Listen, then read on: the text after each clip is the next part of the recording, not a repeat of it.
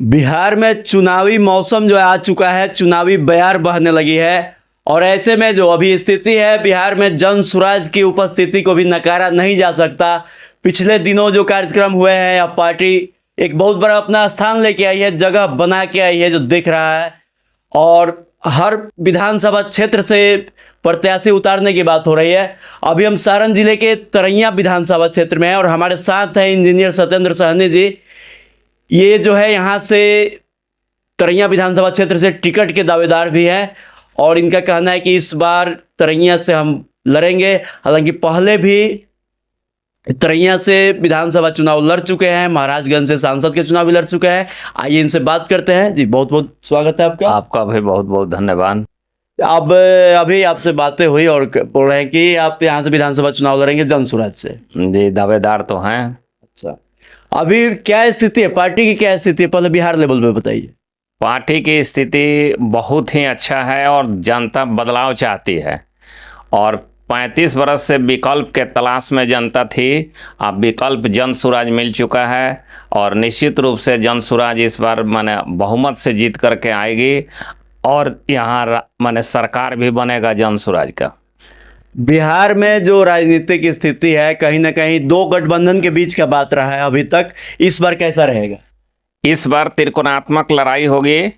अभी तो दो गठबंधन ही था, विकल्प में जनता छटपटा रही थी, विकल्प नहीं था, इसलिए राजद से डर करके भाजपा को, भाजपा से गठबंधन को और भाजपा से डर करके राजद गठबंधन को लोग देते आए हैं। और बीच में देखिएगा कि इस छटपटाहट और बदलाव की चाहत जो जनता की है, तो देखिएगा किसी विधानसभा क्षेत्र में इन लोगों को जो गठबंधन को जो वोट आता था और निर्दलीय को लोग वोट सब जोड़ दिया जाए तो इन लोगों से ज़्यादा वोट आ जाता था। इसका मतलब है कि जनता बदलाव के मूड में है और परिवर्तन चाहती है, लेकिन परिवर्तन के लिए विकल्प नहीं था। एक बहुत अच्छा शब्द आया इनके मुंह से, गठबंधन। और गठबंधन का हालत यह है बिहार में, जब से हम लोग मोटा मोटी राजनीति देख रहे हैं, समझ रहे हैं कि गठबंधन ही एक कारण है कि इस पार्टी की सरकार हो या उस पार्टी की सरकार हो, और गठबंधन का खेला ऐसा हो जाता है कि मुख्यमंत्री वही रहते हैं। अब क्या होगा, मैंने जन सुराज जो है ये भी गठबंधन में जाएगी क्या किसी के साथ? जन सुराज किसी से गठबंधन करने वाला नहीं है। जन सुराज सीधे अपना अकेले चुनाव लड़ेगी।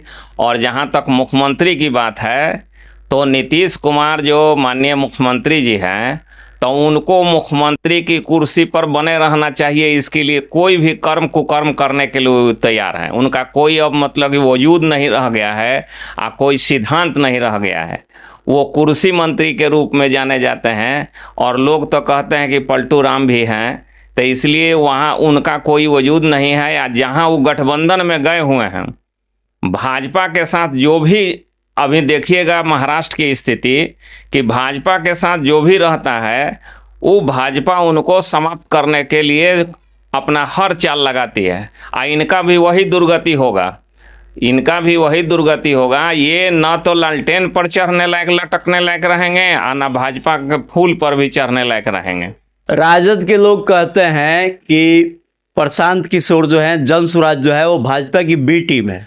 ऐसा देखिए, प्रशांत किशोर का जो भी मतलब कि वक्तव्य है, जो भी बातें हैं, उस बात का खंडन करने के लिए और पार्टियों के पास कोई शब्द नहीं है, चाहे वो खंडन कर ही नहीं सकते हैं। इसलिए अब दूसरा कोई उपाय नहीं है, बस भाजपा की बी टीम मतलब कि लोग कहते हैं। तो जब भाजपा की बी टीम है तो गठबंधन को तो ज़्यादा फायदा होगा। तो छटपटाहट क्यों है, बेचैनी क्यों है सब लोगों में? कहीं ना कहीं जो स्थिति है, जो भी होता है, मुख्यमंत्री है, जो भी पार्टी सरकार में होती है, वो विकास करती है, काम करती है, कुछ ना कुछ करते रहती है। जन सुराज के पास नया क्या होगा? देखिए, विकास की जहाँ तक बात है तो यहाँ पर देखिएगा कि जन सुराज का पहला मतलब कि गारंटी होगा कि बिहार से पलायन को रोकना। ऐसा कुछ नहीं, 35 बरस के शासन में ये लोग बिहार को मजदूर का फैक्ट्री बनाकर रख दिया है।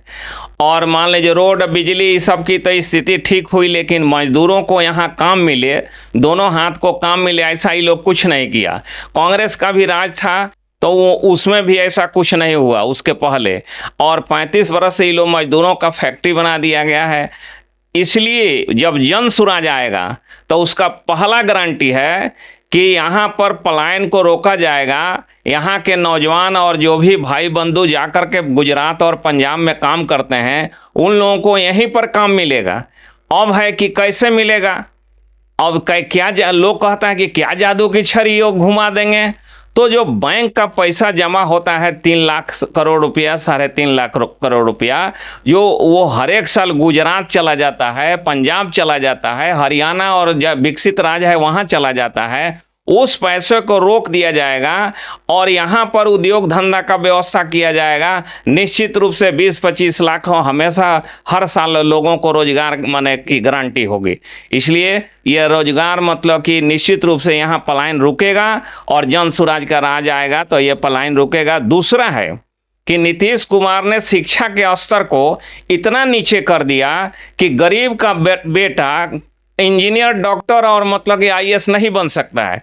इसलिए कि देखिएगा कि खिचड़ी वाला स्कूल में लोग जाता है गरीब के बच्चे और वह जा करके खिचड़ी खाकर चला आता है। जो थोड़ा पैसा वाला है उनका बच्चा जो है वो कन्वेंट में चाहे प्राइवेट स्कूल में पढ़ता है तो कुछ उसकी स्थिति ठीक रहती है। इसलिए ये दूसरा गारंटी है जन सुराज का कि 15 बरस के बच्चों को विश्व स्तरीय शिक्षा दी जाएगी 15 वर्ष तक के बच्चों को। और जब तक सरकारी स्कूल की स्थिति सुधर नहीं जाता है तब तक आपको तय करना है, यहाँ के गरीब के बच्चे जो पढ़ रहे हैं उनके माँ बाप को तय करना है कि उनका बच्चा प्राइवेट स्कूल में पढ़ेगा या सरकारी में पढ़ेगा। तो प्राइवेट स्कूल में उनका बच्चा पढ़ेगा और फीस सरकार भरेगी। इसलिए मुफ्त शिक्षा की व्यवस्था 15 वर्ष के बच्चों के लिए। यह बात बिहार स्तर की हो गई। बिहार के लिए जो जन सुराज का विजन है यह बात हो गई। आपकी दावेदारी तरैया से है जी। तरैया के लिए बताइए, तरैया के लिए क्या करेंगे, क्या प्लान है? देखिए, तरैया को चौमुखी विकास जो तरैया चाह रहा है, हम लोग भी घूम रहे हैं और यहाँ जनता की क्या ज़रूरत की चीज़ है उसको नोट कर रहे हैं। यहाँ का मैनिफेस्टो हम लोग बना रहे हैं और तरैया को विकास करेंगे। तरैया में जितना चीज़ की आवश्यकता होगी, गरीब गुरबों का जैसे भी उत्थान और विकास की बात होगी, टोटल चीज़ तरैया में किया जाएगा। ये माने निश्चित है। और इसमें देखिएगा कि इस सरकार है चाहे उस कोई भी सरकार रही है, कोई भी ऑफिस बिना पैसा का काम नहीं होता है। पहले तो लालू जी के राज में गुंडाई होता था, लोग छिनैती करते थे, जंगल राज स्थापित था। लेकिन नीतीश कुमार के राज में वह जो डकैती, वह जो चोरी और गुंडई जो है वो पावर दे दिए हैं ब्यूरोक्रेट को और कलम से अभी हो रही है। जाति प्रमाण पत्र के लिए भी जाइए तो पैसा चाहिए, दाखिल खारिज के लिए जाइए तो पैसा चाहिए। और यहाँ थाना से लेकर के आप पूरे मतलब कि आपको कोई भी ऑफिस है, बिना पैसा का काम नहीं होता है। इस भ्रष्टाचार को सबसे पहले जन सुराज रोकेगा। और यह भ्रष्टाचार कैसे रुकेगा? स्टाफ तो यही रहेंगे, सिस्टम तो यही रहेगा। भ्रष्टाचार सिस्टम रहेगा लेकिन जन संगठन के माध्यम से सब पर अंकुश लगाया जाएगा। इसलिए संगठन पर ज़्यादा जोर दे रहा है। और सिस्टम में देखिएगा कि जब एक ठो एसपी टाइट आ जाए तो टोटल थाना लोग सुधर जाते हैं। इसलिए सिस्टम रहेगा, सिस्टम बदलेगा, यह सिस्टम नहीं रहेगा। इसलिए कि वहाँ जब सुप्रीमो ठीक ठाक रहेगा तो यहाँ पर भी स्थिति ठीक रहेगा। ऐसा परिवर्तन की बात है तो सब कुछ में परिवर्तन होगा। तरैया विधानसभा क्षेत्र से आप यहाँ के स्थानीय निवासी भी हैं, आपका राजनीतिक करियर क्या रहा है सो बताइए। देखिए, हम राजनीति 90 के दशक से शुरू किए हैं। जब पढ़ रहे थे उस समय छात्र संगठन से जुड़े, ऑल इंडिया स्टूडेंट एसोसिएशन में थे। उसके बाद उसका जो संगठन मूल संगठन था आईपीएफ में थे। आईपीएफ और माले से हमने यहाँ 3 बार चुनाव भी लड़ा है विधानसभा का। 2005 में दोनों चुनाव लड़े हैं और 2010 के विधानसभा चुनाव लड़े हैं। और भाकपा माले के टिकट पर ही 2009 में लोकसभा महाराजगंज लोकसभा का चुनाव भी लड़े हैं। और यह मतलब कि हम हमेशा गरीब गुरबों के माने पक्ष में संघर्ष करते रहे हैं। दूसरी बात है कि हमको संघर्षशील नेता के रूप में जाना जाता है। और बहुत हम 6 साल जेल में भी रहे हैं इसी संघर्ष के दौरान। तो इसलिए हमारा संघर्ष जारी रहेगा, चाहे हम जेल में जितना दिन रहें, चाहे जेले में रहें, चाहे जय बार भेजा जाए, लेकिन हम ये माने सामंती और सांप्रदायिक ताकतों के खिलाफ, दबंगों के खिलाफ और जनता के हक हकूक़ के लिए एकदम लड़ाई, हमारा संघर्ष जारी रहेगा। इसी रूप में हमको लोग यहाँ तरैया के लोग जानते हैं। जन स्वराज की रैली हुई थी अभी गांधी मैदान में, उसमें आपका भूमिका, तरैया का भूमिका क्या रहा? कितने लोग गए?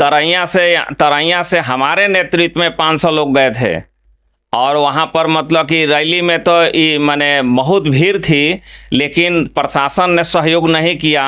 माने लाखों की संख्या में 3 लाख लोग पटना के आसपास में मतलब कि बाहर ही रह गए। खाली कुर्सियां भी दिखाई दे रही थी मीडिया में, वो क्या? खाली कुर्सियां इसलिए कि मीडिया वाले लोगों को यह मालूम होता था पहले से भी, वो जानते हैं कि 12 बजे और 11 बजे से रैली होती है, लेकिन प्रशांत जी की रैली, जन स्वराज की रैली 4 बजे शाम से थी। इसलिए वो लोग जब 12 बजे फोटो खींचने जाएंगे तो वो कुर्सी खाली मिलेगी ही। लेकिन जब प्रशांत किशोर जी आ गए मंच पर, उसके बाद देखा गया कि पूरा गांधी मैदान फुल है। और उतना ही नहीं, यदि यह नहीं रोकती सरकार, नीतीश कुमार की माने पुलिस यदि नहीं रोकती सभी को, हजारों के माने संख्या में गाड़ियां एकदम चारों तरफ मतलब कि जाम में फंस गई और कोई सहयोग सरकार से नहीं हुआ। यहाँ तक कि उधर से लौटने में 4 बजे सुबह तक हम लोग यहाँ पर घर पर लौटे, यह स्थिति थी। पूरे पटना ही रैली था। आपकी दावेदारी तरैया से है, तरैया के लोग भी इस वीडियो को देख रहे हैं, आपको देख रहे हैं, क्या कहना चाहेंगे तरैया वालों से? तरैया के लोगों को यह चाहेंगे कि तरैया के लोग, जो तरैया की जनता है, जो मूलभूत समस्या से जूझ रही है जनता, और जो ज़रूरत है, यदि हमारी माने जीत होगी तो निश्चित रूप से तमाम जनता के जो मांग है, जो आवश्यकता है, उसको पूरा करने के लिए हम ऊपर तक आवाज़ उठाएंगे और हर संभव प्रयास करेंगे कि यहाँ की जनता खुशहाल रहे और यहाँ के जो भी हक अधिकार जनता का है वह निःशुल्क मिलता रहे। चलिए, बहुत बहुत धन्यवाद। ये थे सत्येंद्र सहनी जी, जो यहाँ हमारे तरैया विधानसभा से हैं और जन स्वराज से हैं। इनकी दावेदारी है टिकट के लिए। आप इस वीडियो को अधिक से अधिक शेयर कीजिएगा और इनकी बातें आपको कैसी लगी इसको कमेंट कीजिएगा। धन्यवाद।